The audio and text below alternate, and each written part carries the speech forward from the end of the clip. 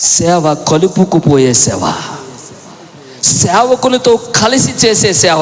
నువ్వు పాస్టర్ గారిని మోసం చేయొచ్చు, సంఘంలో ఉండి మోసం చేయొచ్చు, దేవుడిని మోసం చేయలేవు. మీకు మాట మీ సంఘంలో, ప్రతి సంఘంలో బాగా జరిగే చెప్తాను మన అవగాహన కోసం.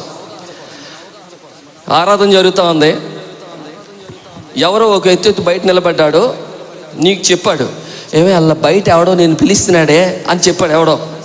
నువ్వు ఇమీడియట్గా మగవాళ్ళే కానీ ఆడవాళ్ళే కానీ చెప్పేది ఏమంటారు తెలుసా? జాగ్రత్త వినండి, చెప్పేది ఏమంటారు తెలుసా? ప్రార్థనలో వస్తా అందకాగు అంటారు. ఏమంటారు? ప్రార్థనలో వస్తా అంటారు. ఎందుకో తెలుసా? ప్రార్థనలో అందరూ ఎవడో చూడనుకుంటారు, ప్రార్థనలో కళ్ళు మూసుకుంటారు కాబట్టి జాగ్రత్తగా లేచి వెళ్ళిపోతారు అనమాట. అంటే మీ ఉద్దేశం ఏంటి? అందరూ కళ్ళు మూసుకున్నారు కానీ ఒకడు కళ్ళు తెరిచి ఉంటాడు.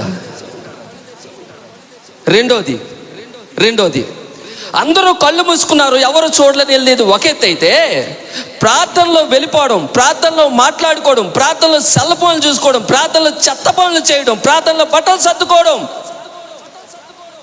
ఎందుకు ఇలా చేస్తావో తెలుసా? ప్రార్థన అంటే అర్థం తెలుసా మీకు? ప్రభుతో మాట్లాడటం. ఇదే ప్రభుతో మాట్లాడటం అంటే నీకంత చులకనా? ప్రభుతో మాట్లాడే ఉపవాస ప్రార్థనలు పెట్టారు, పండుగలు పెట్టారు. అంటే ప్రభుతో విపరీతంగా మాట్లాడే సన్నివేశం. ప్రభుతో మాట్లాడినప్పుడు బయటికి వెళ్తావా? ప్రభుతో మాట్లాడినప్పుడు ఒళ్ళు చూసుకుంటావా?